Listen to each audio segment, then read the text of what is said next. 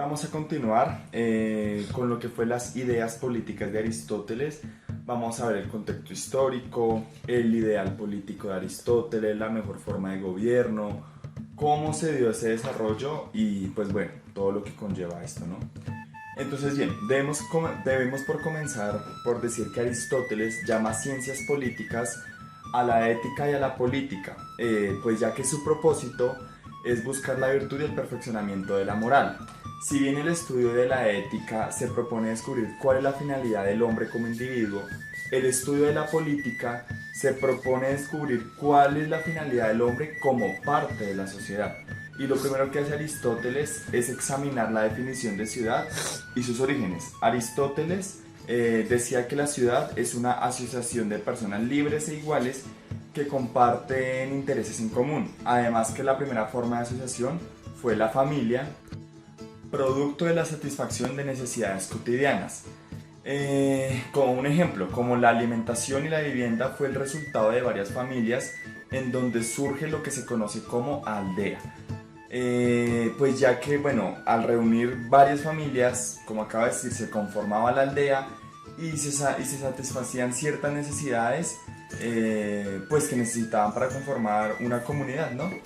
Entonces, bien, por último, para explicar bien, la ciudad es la asociación que surge de la unión de varias aldeas, como acabo de decir, y la primera que logra la autosuficiencia.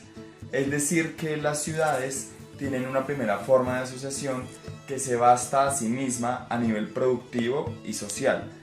Por eso se llaman autosuficientes. Aunque el impulso que hace surgir la ciudad, a la ciudad como tal, pareciera no ser distinto al que produce la formación de la familia y de la aldea, ya que la ciudad demuestra que es diferente a esta y otras situaciones que van más allá del deseo de subsistir. Es decir, la ciudad busca que el hombre viva y se desarrolle plenamente pues con esta.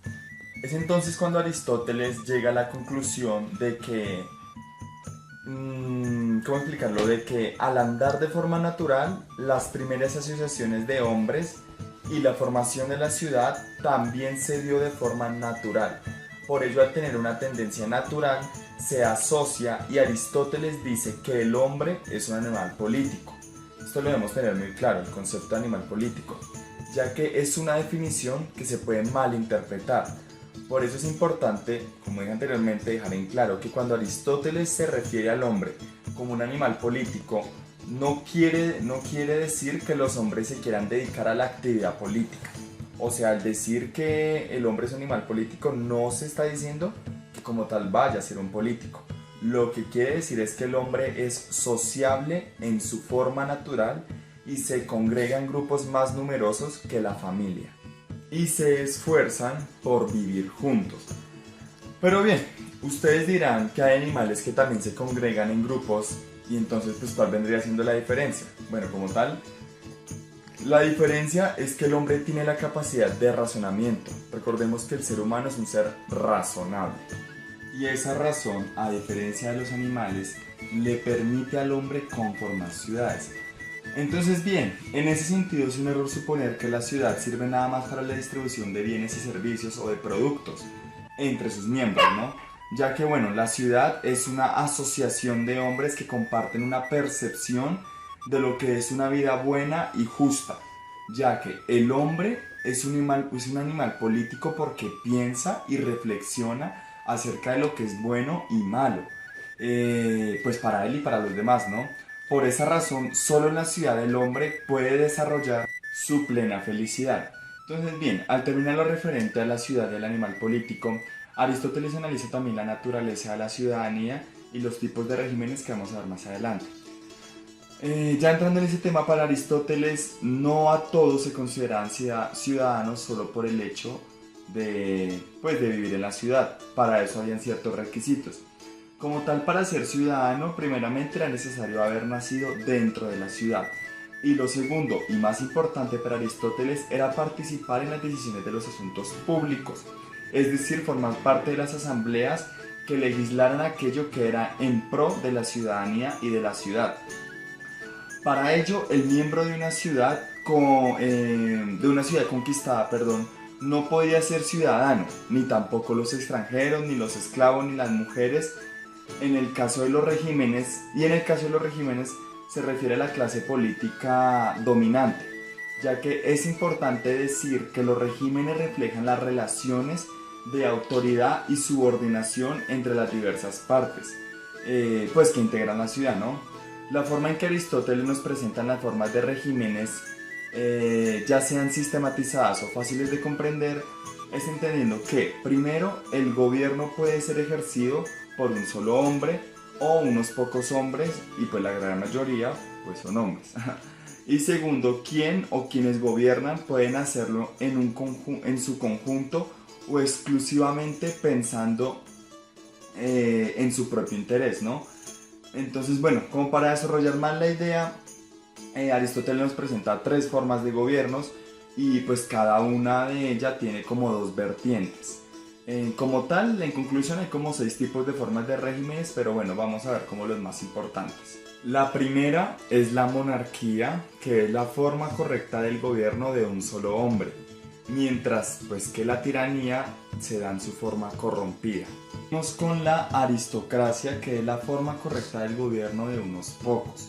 Pero pues digamos que al desviarse de esta aristocracia se puede convertir en lo que se conoce como la oligarquía. Entonces bien, en el caso del gobierno de la mayoría, su forma correcta es la república, mientras que su forma incorrecta viene siendo la democracia.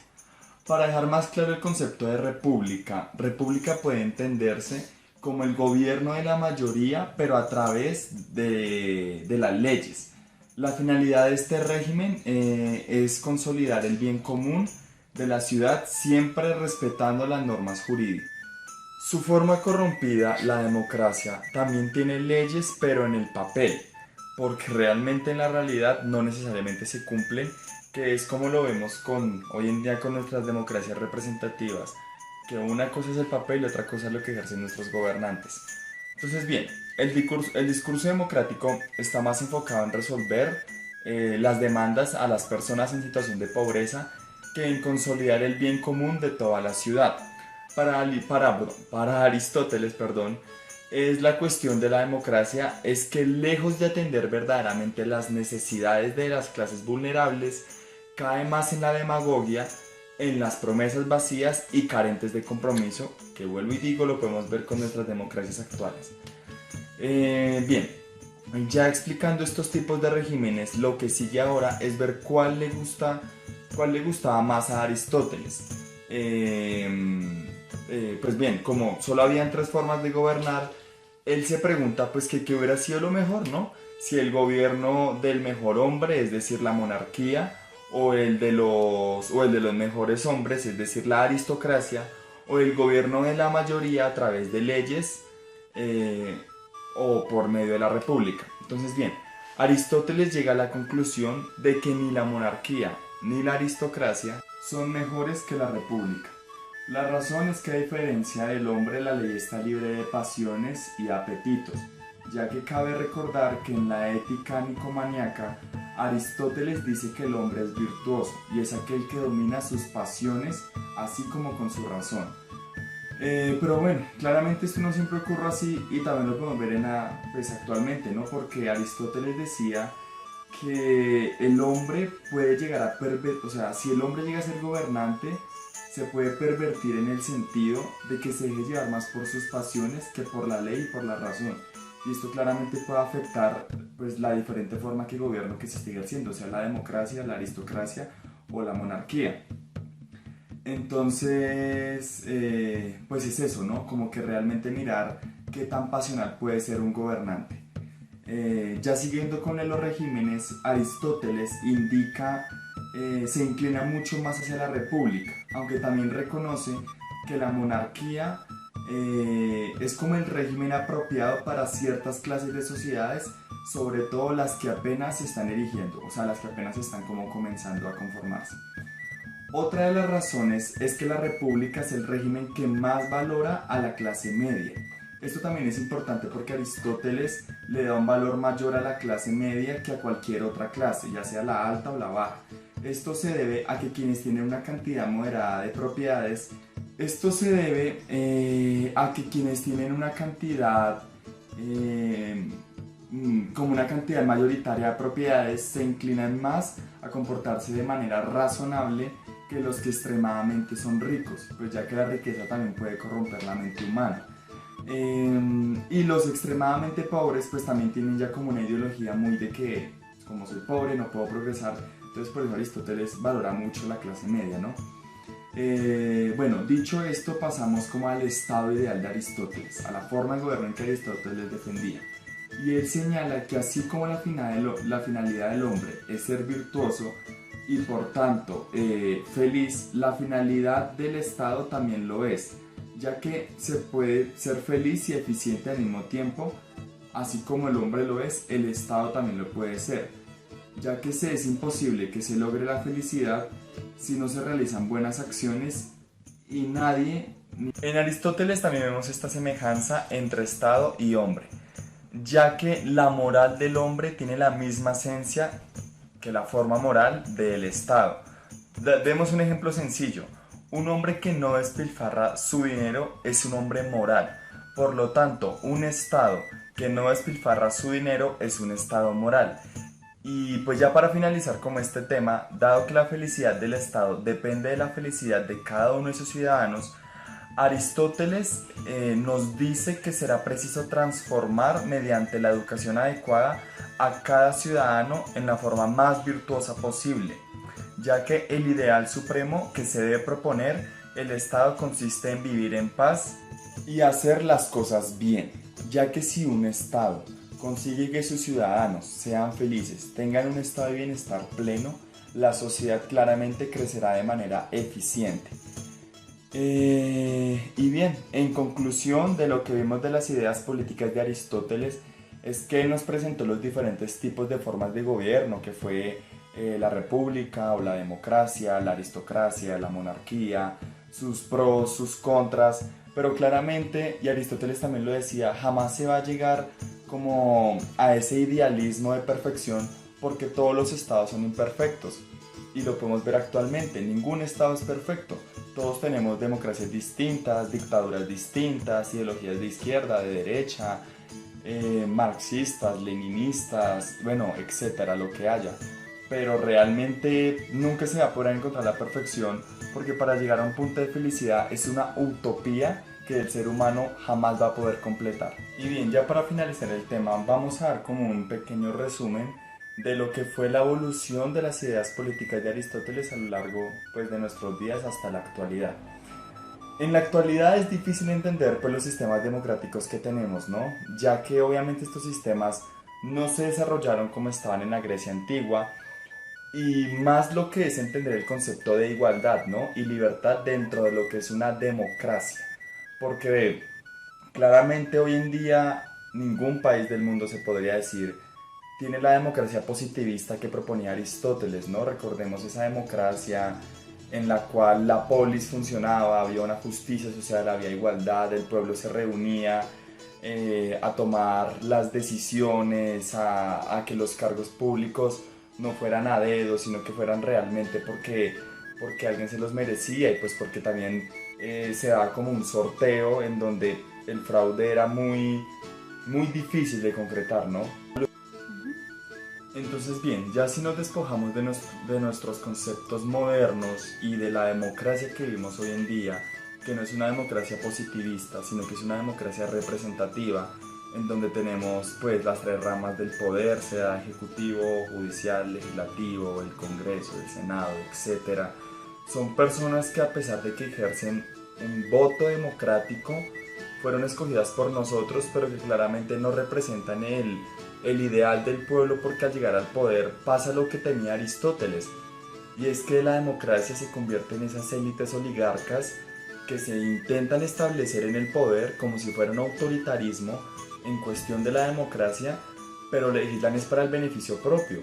Entonces ahí es cuando se pierde y como hemos visto a lo largo de los años y actualmente por ejemplo la crisis que vive en la gran mayoría de países de Latinoamérica, y es que las democracias se están agonizando porque cada vez vemos más gobernantes que a pesar de que fueron escogidos por nosotros de manera democrática, se están yendo hacia el modo del autoritarismo, hacia legislar en beneficio de sus intereses políticos, empresariales.